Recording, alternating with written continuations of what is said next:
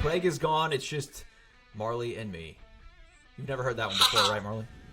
The very first time. That's so clever and fun. Does that, okay, be honest, does that get old? Or are you like, okay, I've heard that one. That's enough. Do you even like that movie? Just tell me you hate that movie. At this point, like, that movie is what, like 10 years old now? Oh, at least, if not even more. Yeah, so it's like, okay, people, let's think of something new, please.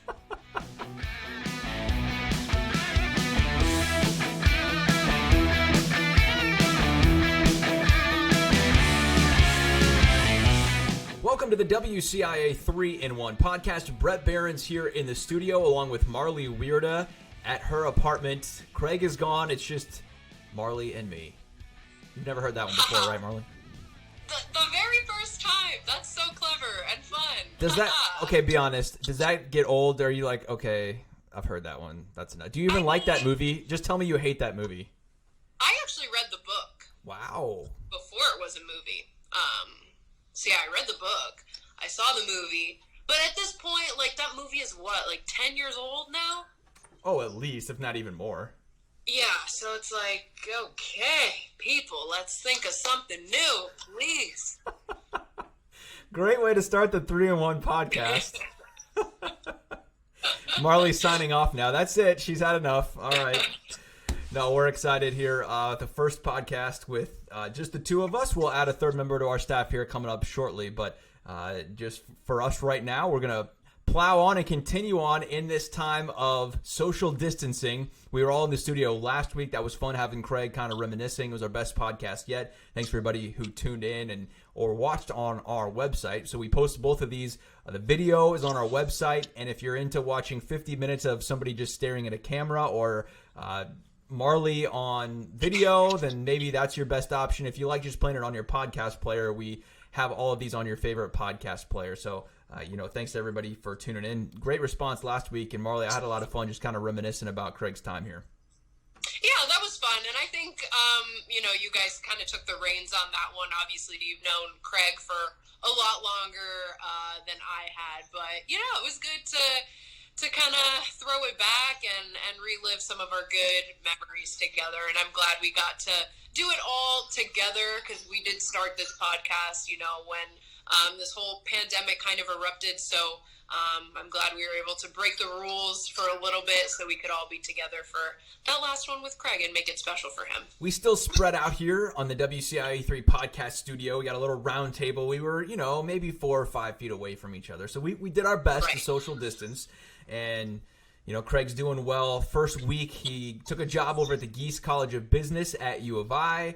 And it's weird for him because you take a new job, you're excited to go meet your new coworkers, all that kind of stuff. And he's still at his apartment. He hasn't gone into work yet, so to speak. And so it's been a little bit of an adjustment for him. And maybe just getting up in the morning, because if you know Craig, you know that he does not like to get up early in the morning. And so those Zoom meetings for his new job have been in the morning. But talked to him this week. He's doing well. So we wish him nothing but the best. But the big news this week for Illinois football is that they get 2 new additions, one for this fall and one for next year, and just their third class of 2021 commit. Want to talk about that coming up. Also, Io wins the Dike Eddleman Award for Illinois, the best male athlete in all of this season and this past year for Illinois. We'll chat about that, his draft outlook. He had a Zoom call with the media.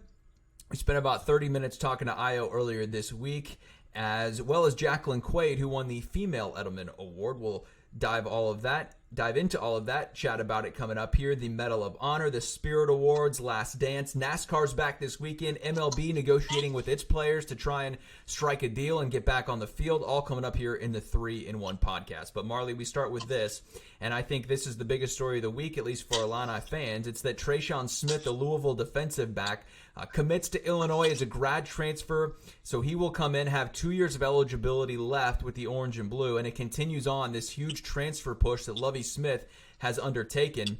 Now 14 total transfers on the roster for this fall as of now, and they could still add some more. It comes out to about 16%, 14 out of 85 players now on the roster are transfer players, and we can go into this a lot of different ways, but what was your first reaction about getting a guy who has already made an impact at the FBS level in Louisville transfer Trayshawn Smith, Marlee?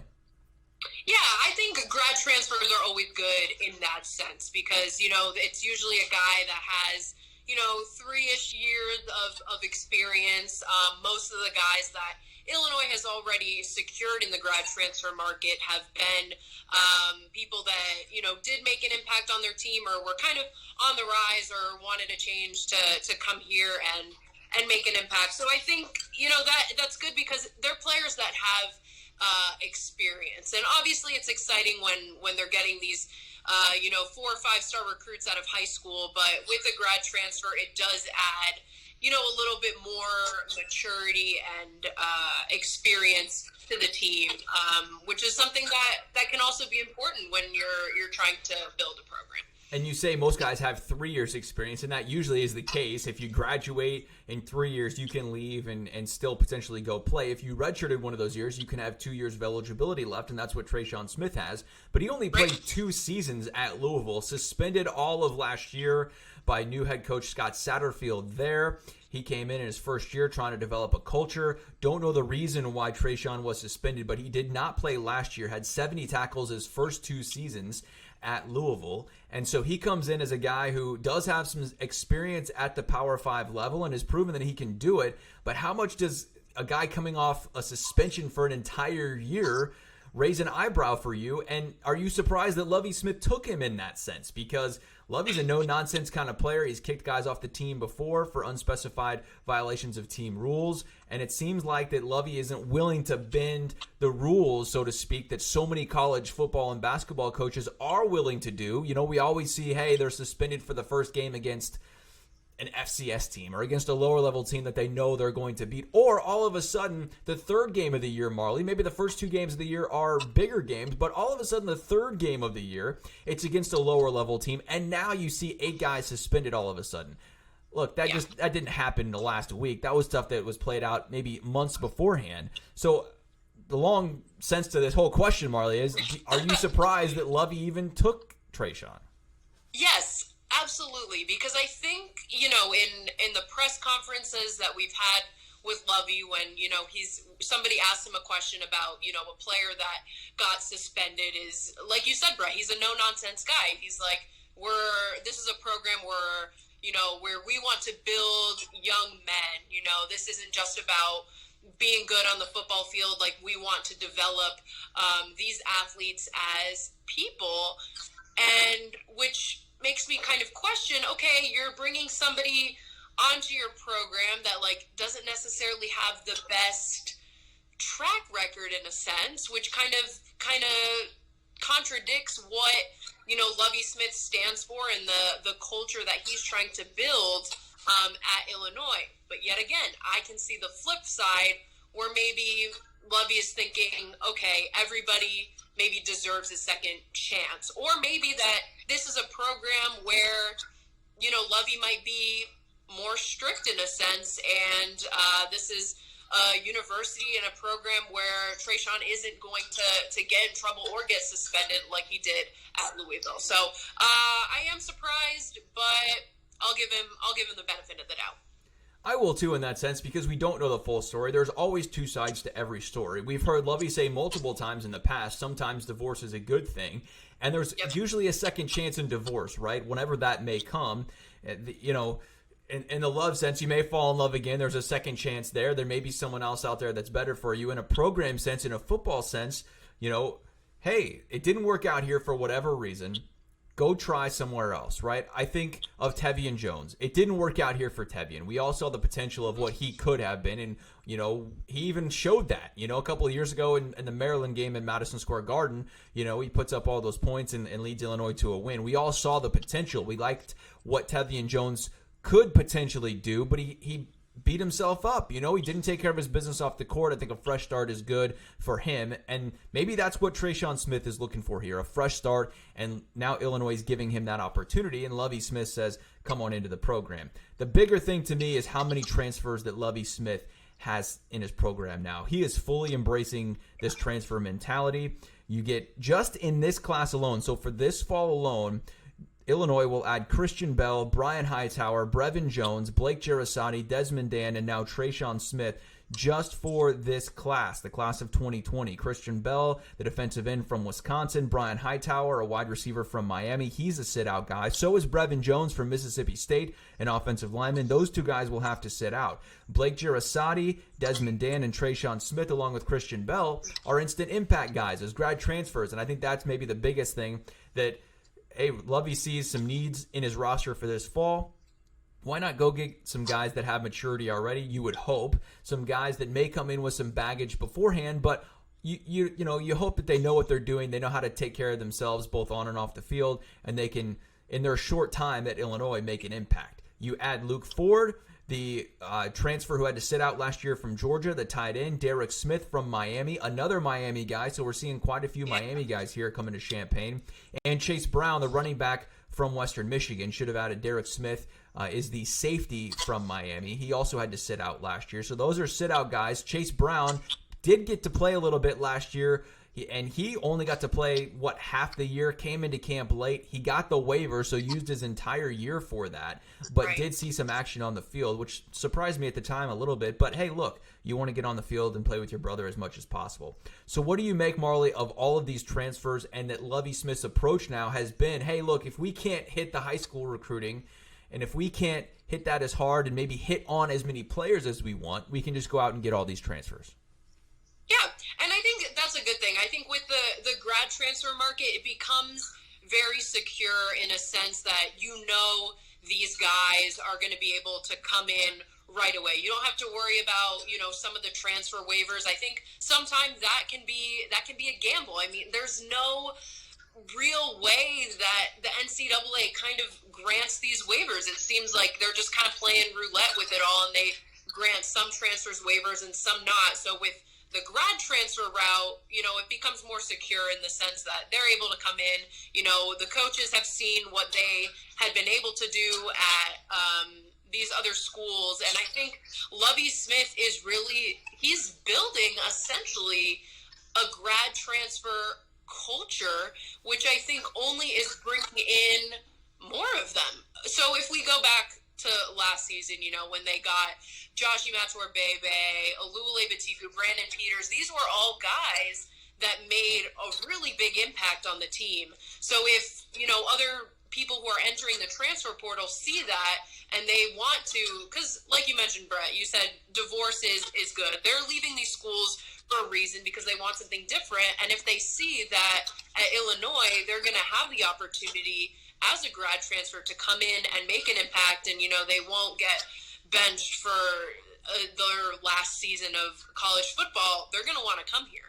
So it's smart what he's doing in that sense. But bringing in a lot of transfers, I feel like does have its downfalls because they are short-term people. They're not going to be here for much longer. They get 1 or 2 years and then, they're out of here. And you bring up a good point there. They can absolutely sell, hey, look what we did with Wale Batiku. Now he's on an NFL roster, at least for now, and in a training camp invite. Look what we did with Brandon Peters, giving him a chance. Heck, look what we did with Joshie Mator-Bebe coming in and leading the team in receiving yards last year and making some of the biggest plays of the season. Heck, some of the biggest plays.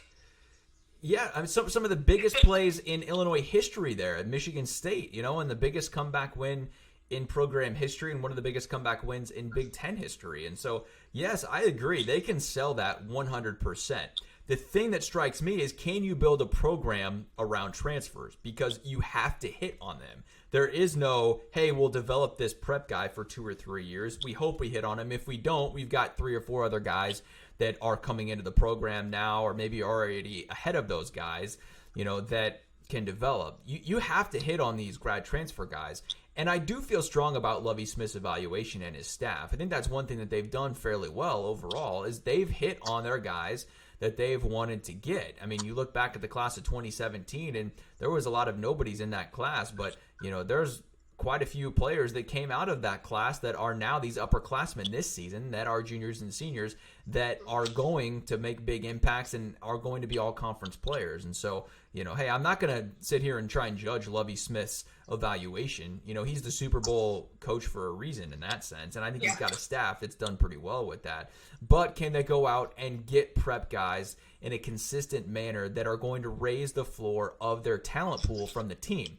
The transfer guys, no doubt, they have raised the floor of Illinois football's talent base, bar none. I mean, this is the most talented team in a decade for Illinois coming up this season. I think that's what's so exciting, or at least what should be so exciting for Illinois fans coming into this fall. Let's hope we have football this fall, right, with everything that's going on with COVID.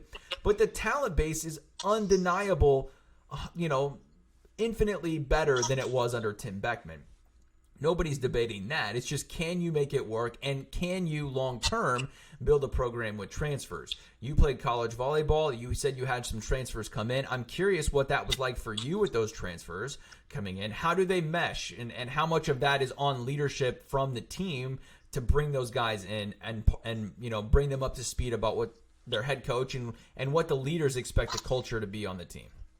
Yeah, so our situation was a little unique because we had a coaching change. So the transfers that we actually got had already had a previous relationship with the coach. So I think it did create a little bit of animosity because here's us, we had been here for 2 seasons already.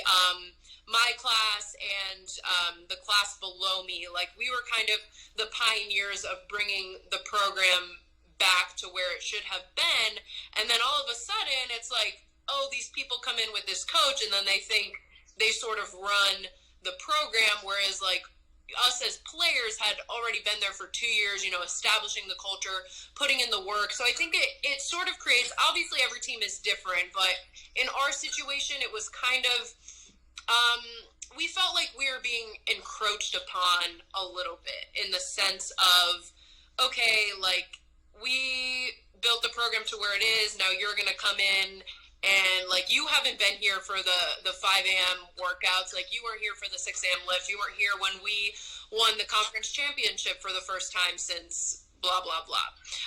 So in a sense, it kind of disrupts the team dynamic. Obviously our situation was really unique. I'm not trying to bash my head coach or the transfers that came in because I really liked them and they were great, and I feel like the program really got to a good spot. But in the beginning, it was just it creates an interesting dynamic. So in Lovie Smith's case, he is not bringing in players from where he used to coach essentially. So it's a little different, but I can see where, maybe there's, some of the sophomores and juniors on the team that, had been putting in the work for a couple seasons. And then all of a sudden there's this grad transfer who, made an impact wherever he was and now is coming in, maybe taking a spot. There can be some kind of conflicts that arise there. So this is a very long-winded answer, but I feel like you get the point of where I'm going with it all.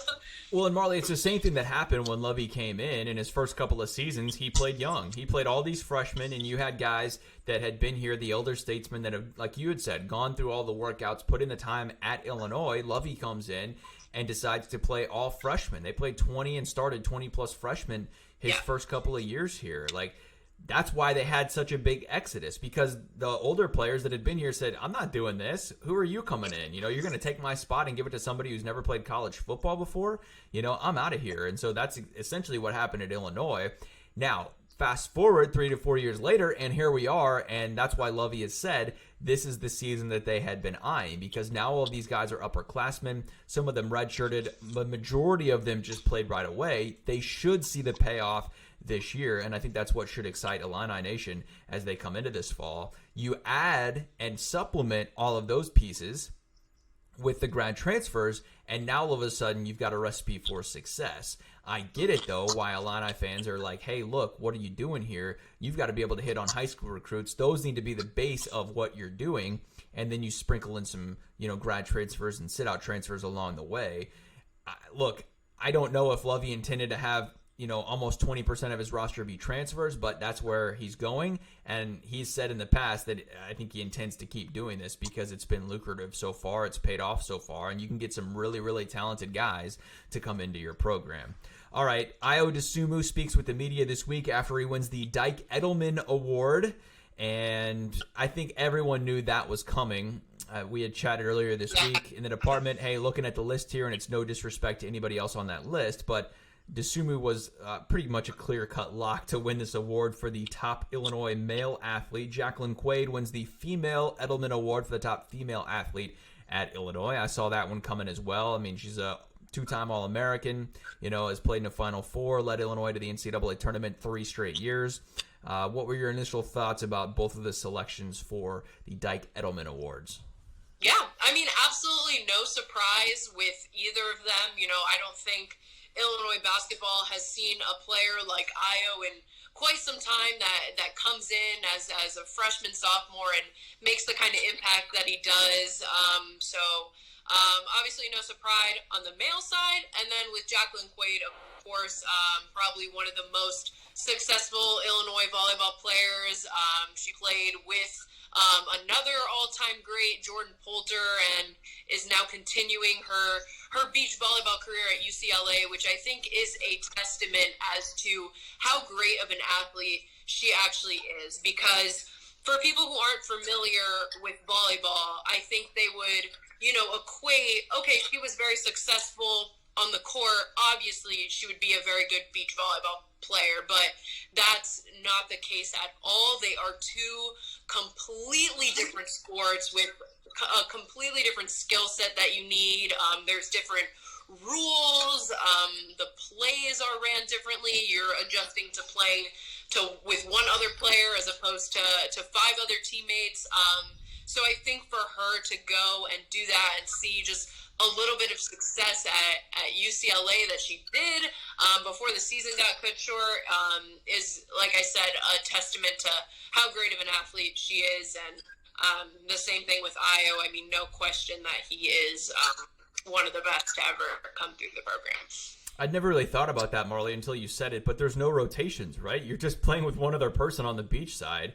Yeah. That is a lot different, I would imagine, and you're having to do so many other different things, right? I mean, explain that a little bit more in a sense of like, hey, if you're an outside, and especially if you're a 6 rotation player, right, you're going to do a lot of those things, but sure, several players don't do that, right? They sub in and out, and maybe they're not as strong in all those things. How much more well defined do you have to be on the beach side than opposed to just on the court? Yeah, with beach volleyball, you kind of need to be a jack of all trades because it's just 2 of you. So you need to be able to pass, you need to be able to set, you need to be able to block, you need to be able to hit. Versus in indoor, it's a little bit more specialized. If you're a setter, you set and you pass and you block a little bit.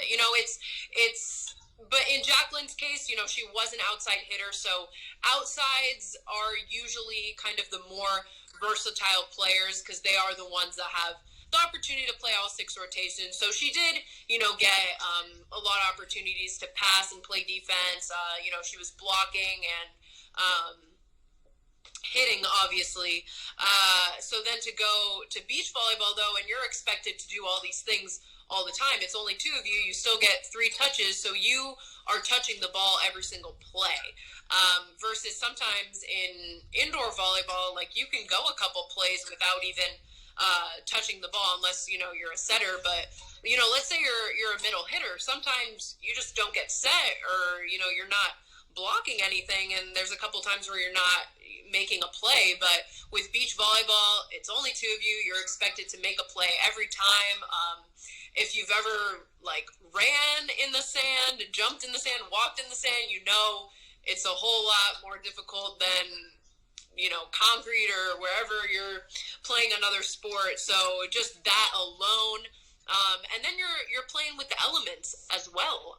In indoor volleyball, it's just the gym. You don't have to worry about the sun, the wind, the heat, the cold, things like that. And just being able to learn and do all those things can be really difficult, especially for a first-time beach volleyball player. I can't tell you how many times I've seen, people that are amazing at indoor volleyball and go, to the beach to hang out, and they play volleyball, and it looks like they've never played before. They really are two different sports, and for her to be able to go to not even just a beach volleyball program, but one of the best in the entire country. They were ranked number 2 before the season got ended. They're the defending national champions. Is just incredible. So hats off to Jacqueline. Good for her. A jack of all trades. There you go. Yeah. Hey. I'll see myself out. That was Marlee's favorite segment of the entire podcast. And what is this, episode 8 we've done now? Where I think so. I just gave you a chance to break down volleyball. Yeah. This is great. Any more volleyball questions? You know what? I think we need to move on here. But I'm just teasing Marlee. No, that was fun. That's great. And like I said, I'd never really thought about that, but the sand is a whole different element. And I think Jacqueline's going to have a great chance to be successful. She does have another year out there, so a great opportunity for her. But Io winning the Eddleman Award, no surprise. He certainly did it all for Illinois this year. Speaking about a jack of all trades. And on his Zoom call this week, and we're going to hear from Io in just a second, he said he is pretty much all in to turning pro. Now, this is where the dilemma comes in because, we're a couple weeks out from when he made his announcement, 3 or 4 weeks now at this point, I guess, almost a month. We were supposed to be just a couple of weeks out from when he was going to have to make up his mind of whether he was going to turn pro and stay in the draft or come back to college. But the NCAA this week announced that it will not impose its June 3rd rule for players to make that decision. So it's going to be postponed. It sounds like there's going to be a combine, which Io is certainly hoping for because he needs to get some workouts in. And he knows that, and he said that. But, I think this only helps Io, Marlee, because now he can wait a little bit longer.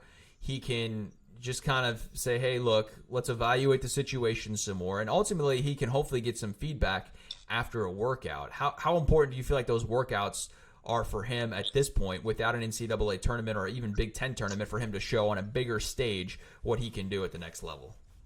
Yeah, I think it's necessary. I mean, for us covering the team, obviously, we've seen what Io can do, but, maybe for some of the teams that are looking to draft guys, they're looking at an entire pool of candidates. So he needs to get as much eyes on him as he can get. So props to the NBA for continuing to move forward with what could possibly be a combine. I think everyone needs a fair chance at this point, considering there was no tournament. And I think if Io can show what he can do in the combine, that'll definitely improve his chances. But I think another thing to take away from that Zoom call too was that he didn't really completely knock off the possibility of returning, which I thought was interesting as well. That it's completely, it's not completely out of sight, out of mind that there is that small chance that he could come back. So I guess we'll have to see how everything plays out. So here's Io talking about his process. Outlook will be me leaning towards going pro because that's what I'm working towards. That's my goal at the end of the day, is to play in the NBA and to work as hard as I can to be picked as high as possible. But of course, I didn't side with the agent because there's so many uncertainties. But if everything goes the right way and everything get back on track, then of course I'll be staying in the draft and getting better and working out to be the best player I can be. All right, so there's Io Dosunmu. Marlee, for me, the thing that stands out, like you mentioned, look, it's not that he doesn't want to come back. He just wants to go make money, right? I don't think he hates Illinois or anything. I don't think there's any discrepancy there. Certainly Brad Underwood would love to have Io Dosunmu back. But Io wants to live out his childhood dream of playing in the NBA, and that's something that nobody is going to doubt or want to take away from him. The curious thing to me is where this timing of the pandemic comes in, and it certainly hurts him because, look, the odds makers and the NBA people that come up with these mock drafts and all of that talk to the GMs and executives and blah, blah, blah, they're not high on Io at this point. And that's where I feel like he really needs these workouts. ESPN has him at number 80 in their top 100 draft prospects. Remember, 80 people don't get picked in the draft, okay? So that's not a good thing for Ayo. CBS has him at number 55 in their latest mock draft that came out this week. Jeff Goodman has him as a guy that is leaning towards going pro, which I agree with 100%. Ayo says that, look, he wants to go pro. Jeff Goodman also says he doesn't think that's a good idea if Ayo goes pro, that he needs to come back and have another season. So if you would have told me a week after this pandemic happened, if Ayo was coming back, I would have said there's a 99.9% chance Ayo turns pro. At this point, Marlee, I think he is really strongly thinking about coming back, and that especially if he only gets a handful of workouts. Let's say he doesn't even get invited to the combine, because not everyone gets invited to the combine. Only, I believe it's the top 60 get invited. Don't quote me on that, but there's not a clear-cut chance that he's going to get an invite to the combine. I think he's like 70-30 right now, if I had to put a number on it, that there's a 30% chance he may come back. That's how I view it, which I know Illini Nation would just absolutely love, and we'll get to Kofi in a moment. But how do you feel about these chances, and how has it changed for you in the last, let's say, 2 months? Honestly, I go back and forth. I go back and forth every time we ask this question. I feel like at the beginning, maybe it was like 3 weeks after, the pandemic kind of hit, I was like, oh yeah, he comes back for sure. And then I was like, no, he's all in.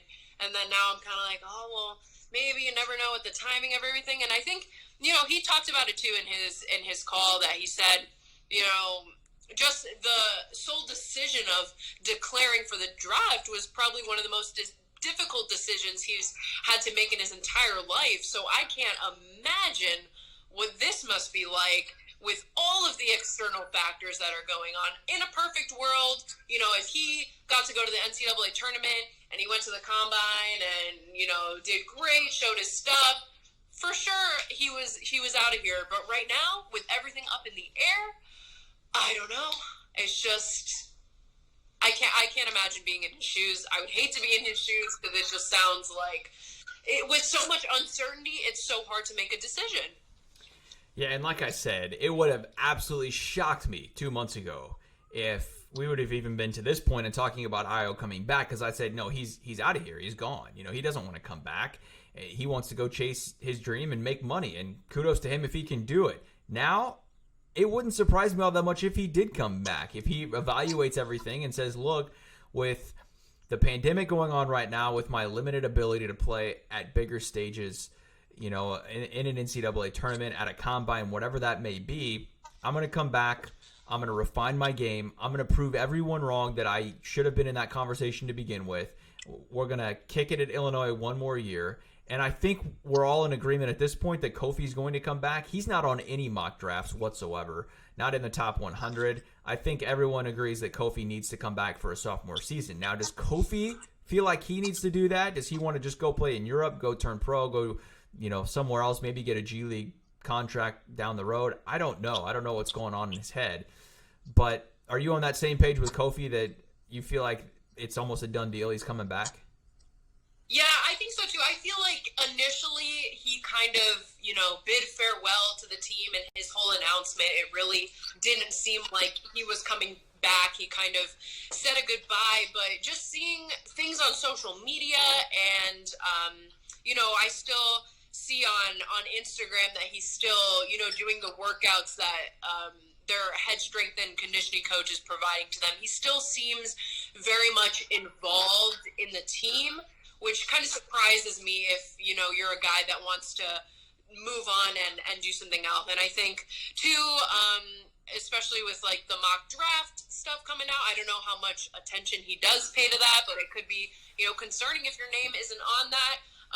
He definitely would have a future playing professionally overseas, but given that he still seems involved with the team and just the uncertainty in the world right now, I think he does come back.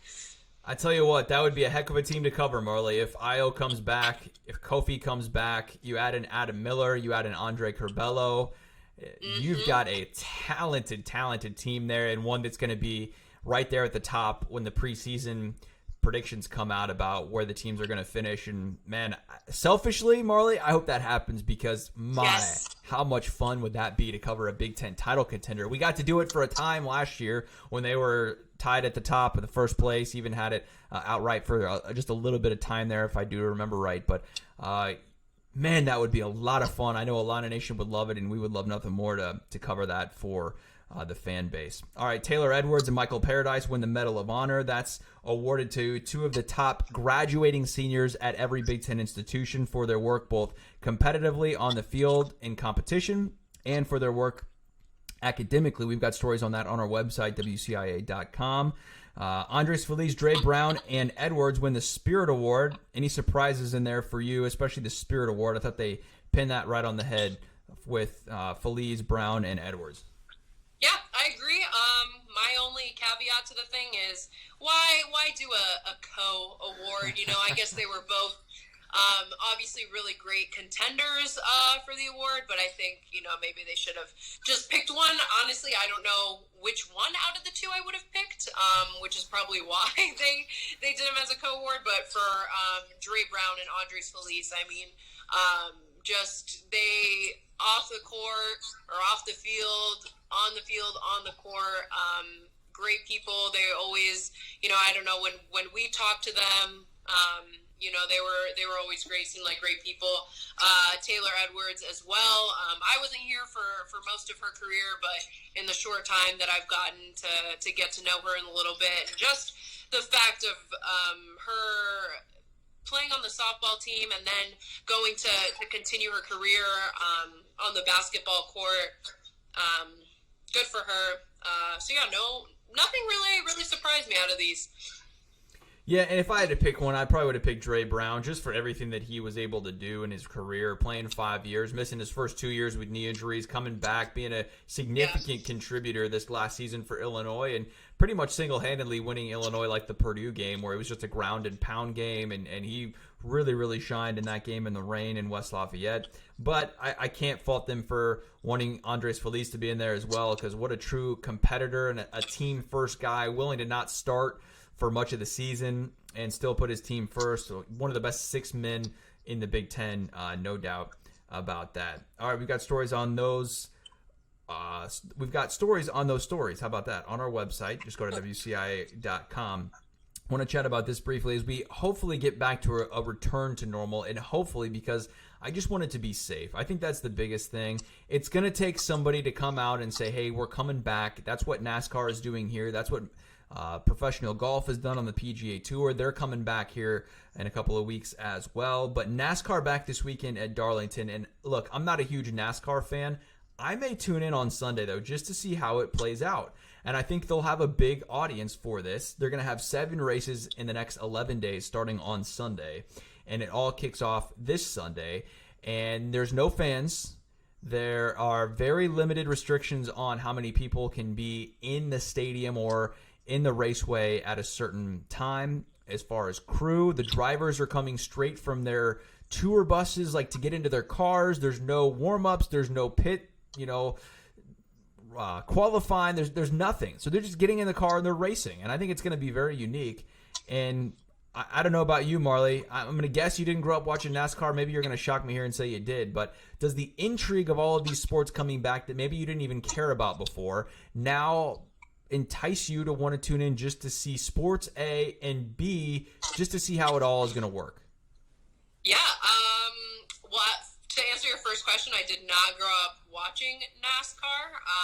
I don't think I've even watched many of, some of the bigger races. I mean, I grew up not too far away from the Daytona Speedway, and I've never been there before. But, yeah, I think for these sports that you're able to social distance, I think there's no reason why they shouldn't be able to come back. And maybe, it's a good thing for some of these sports in a sense that, maybe they hadn't gotten a lot of publicity. Maybe they were overshadowed by the basketballs, the footballs, the baseballs, that kind of thing. And now, this is their time to shine. So I think for there to actually be,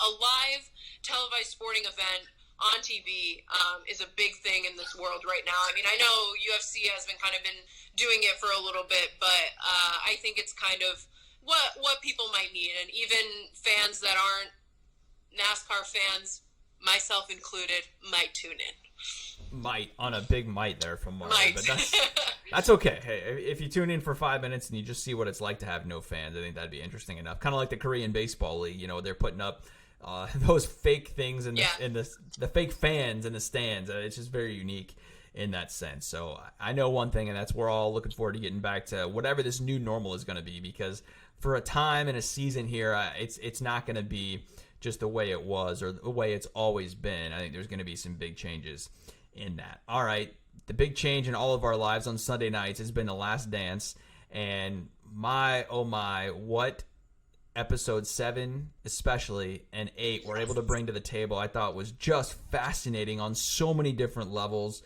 especially episode 7. It's the best yet. The ending was incredible. I thought Jason Hare, the director, did an unbelievable job putting this all together. And when you look and break down just episode by episode, it all was coming to this, right? About MJ's dad dying, getting murdered, his gambling, the theories around that, him going to play baseball, how unique that was of him being in Birmingham at AA and all of this press and people there and fans and MJ riding a bus to all these games. It's just the fascination for me is just endless about how all of this would have played out. And for me as a media person, I put myself in those people's shoes. And you saw in episode 7, Marching Greco, Dan Roan. Dan Roan used to work here as the sports director back in the early 80s. He's now at WGN, been there for decades. He was in The Last Dance there when they all announced that MJ was going to retire. That was part of episode 7. And Marley, I don't know what stood out to you the most, but for me, it was just the competitiveness and the desire behind all of these things from Michael, and we saw that at the ending of episode 7. Man, he was in tears there. Had to stop the interview. The scene cuts, the episode ends, and you just sit there and you're like, whoa, that was awesome. Right. Yeah. I think that was the big thing, too, when this documentary came out, was a lot of people were saying, like, oh, people aren't going to like him when this comes out because, he's not going to seem like a nice guy. And they asked him that question exactly. They're like, I don't know exactly how they phrased it, but it was like, how do you feel, being perceived as not a nice guy? And he's like, that's just because I want to win so badly. And that was when he broke down in tears. And I think just the way episode 7 ended was like incredible. Just to see somebody who, first of all, is, okay, he made it to the top. He made it to the absolute highest level that he could possibly make it in basketball. And then not just basketball, Marley, in the world. He's the most popular athlete of all time. Yeah, well, no, I'm saying, like, he went from basketball, then he kind of started at the beginning and pursued a baseball career, but for him to still continuously work as hard as he did, whether it be the baseball field, the basketball court, I think that is what a lot of athletes don't have, and I think that's what just some of the all-time greats have, is, like, I think, Brad Underwood talked, not to compare Io to Michael Jordan, but Brad Underwood was like, Dosunmu just has it. Like, he has it. And I think when people refer to that, it's exactly this, like the drive, the work ethic, the absolute, like, competitive nature that Michael Jordan has, that he doesn't care what people think of him, what, the media might be saying. It's like, I just want to win, and that's it. I don't care. And a lot of people don't have that, and I think that's why he is the greatest of all time. He's the GOAT for that, right? And there's never enough. I mean, there's just never enough. You're always competing, and I can't relate to that. I mean, I'm a competitive person by nature. I want to win, but I'm not willing to do anything to win.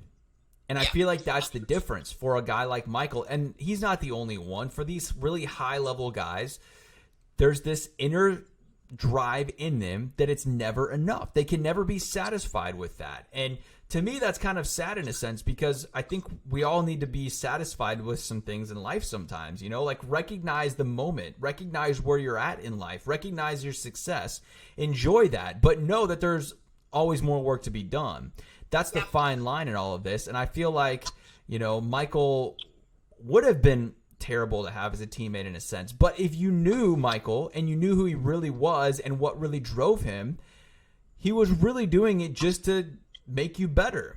And I think you have to know that to understand it, and, you know, to not be pissed off at practice every day. And you know, that's where that fine line comes in. And certainly, you know, decades later here, I got this sense from Marlee that a lot of his teammates were still struggling with that sense that, like, yeah, Michael, just to flat out put it, he's an asshole, but like, it is what it is, right? Like he wants you to be good. He wants you to not just be good, but be great and succeed.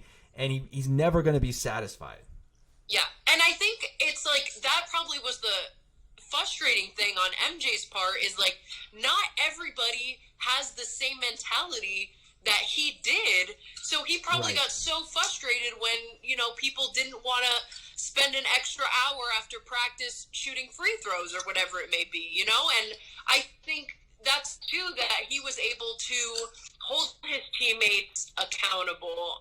And I think that's an important thing for any leader, is to hold yourself and other people accountable. Like, he was holding his teammates to the same standard that he held himself to, which is what I think made him a great player, but made, you know, the people around you better as well. If you're a great player, that's awesome, good for you. But if you're able to make the people around you better because of your leadership and your work ethic, obviously it comes with a price. People thought he was an ass sometimes, but here he is on, you know, one of the best basketball teams of all time, 6 championships. I can't imagine. And I think, you know, due in part to him and his mentality and his competitive drive and the ability to make other people better.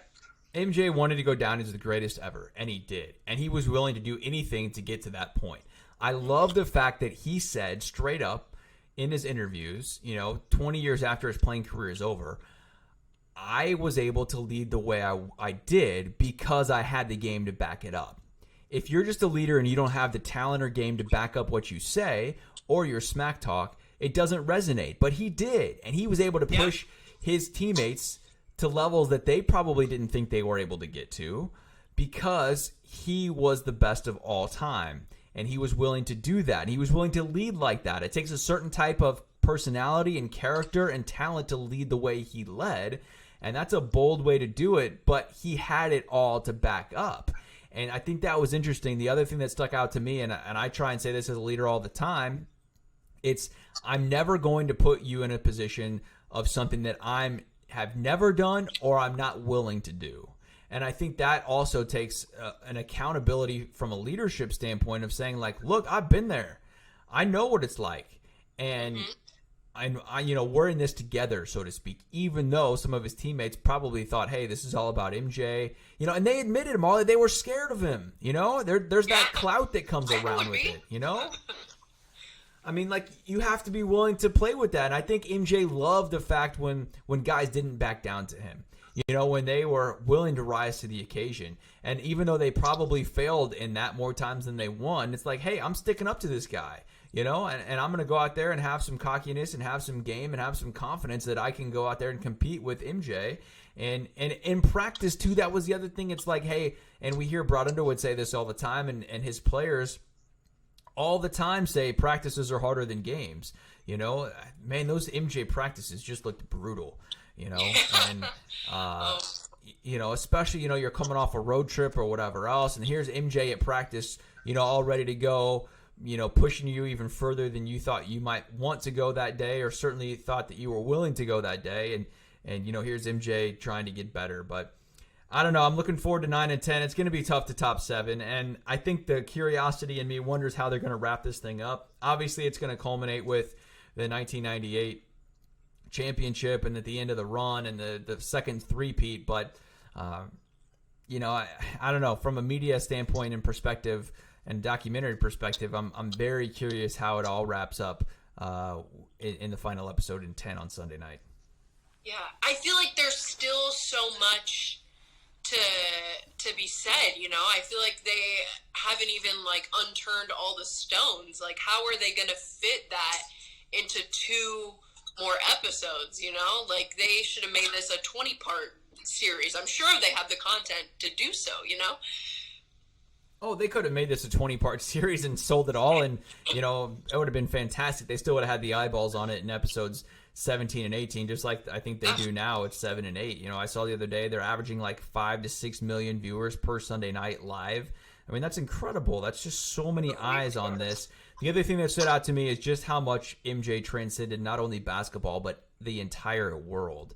You know, I mean, MJ was a world phenomenon, and 25 years later still is a world phenomenon. You know, he's one of the most influential people of all time, and I think he's going to go down as that just for what he did. There's very few people that are able to transcend sport and the world like he did with Nike, with everything else that, you know, he accomplished in his life and still is able to do all the years later. You know, I don't know, there's very few athletes, you know, whether it's Muhammad Ali, I think you could throw Tiger Woods in that in a sense, Babe Ruth, you know, you're at an upper echelon of athletes that, you know, really had an impact both socially and in their sport. And, you know, I don't know, it's just incredible. And the thing that I think about too, and I watch this a lot, and I don't know if you do this or not, but can you imagine what it would have been like to cover those teams? You know? I know. I look at those media scrums. Oh, it gives me nightmares. Like, how do they, like, the poor camera guys, like, all the way in the back, and, like, everyone's in there with the micro. Like, I've been in no media scrum that has ever been that large. I couldn't, like, it's insane. Pretty incredible stuff. And you talked to Kent Brown from Illinois, the Illinois Department of Intercollegiate Athletics. He's the sports information director, the lead guy over there, about MJ coming to State Farm Center, which was then Assembly Hall back in what would have been 2009, I think it was, when his son, Jeffrey Jordan, played at Illinois. That's going to air this Sunday. What was your conversation like with Ken about the lead up to that? Yeah, so I just talked to Ken, and basically he was the point person for when Michael Jordan would come to basketball games. So he said that they actually had to get an NCAA waiver that would allow Michael Jordan to park in a secured spot so he was able to walk in to the game and not be, you know, swarmed by people. And he said the biggest thing about, you know, wanting with Michael Jordan coming to the games was that he wanted him to feel like he was just a father coming to watch his son play basketball, which I can imagine must be incredibly difficult just to do, like, let alone anything but go to a basketball game where everybody knows who you are and just feel normal. But I think that's what Kent tried to do for him. He, you know, mentioned some funny stories when, you know, Michael Jordan would call him on the phone and he would say, "Hey, how's it going, my friend?" And Kent was like, "Oh, it's like we were friends, like we were tight." But here is a little bit of our conversation that we had. Being someone who followed the team, the Bulls, through that period, and knowing the championships and how popular Michael was, and knowing he was really the greatest player of all time, it wasn't lost on me that how special a moment that was to be able to meet with him. And we actually got NCAA waiver to allow him to have a special parking spot in the tunnel. Our goal when he came to our games was that he could be just like a dad who was coming to watch his son play, come in, enjoy it, and then be able to leave without being hounded. And I think we accomplished that. But still having him through here, you know, various times during those 3 years was fun, is exciting, and you know, we hope that Michael enjoyed his visits here. All right, and like I mentioned, you can watch more this Sunday on 6 and 10, and we'll also have that posted on our website, WCIA.com, so you can learn a little bit more about Michael Jordan and his time here in Champaign, and what that was like for Kent Brown to kind of be the point guy on all of that. Some good stuff. Kind of crazy still that, you know, MJ's son played for Illinois before transferring to USF for his last couple of years there. But good stuff. I'm kind of sad, Marlee, that this is the last Sunday of The Last Dance. Me too. It's the last the last dance. It's the last. Crazy stuff. It's been great, though. I'm so glad ESPN moved that up and allowed us all to enjoy that during this pandemic time, and we're all trying to figure out, what to watch and what to do with ourselves as we're, doing our best to stay socially isolated and all this. All right, Marlee, it's been a fun 50-plus minutes here. Crazy. Wow. We're still talking. Time flies when you're having fun, right? It really does. I was just going to say that, actually. You stole it right out of my mouth. There we go. But it's been fun. We'll do it again next week, every Friday here on the WCIA 3-in-1 podcast. For Marlee Wierda, I'm Bret Beherns. See you next week.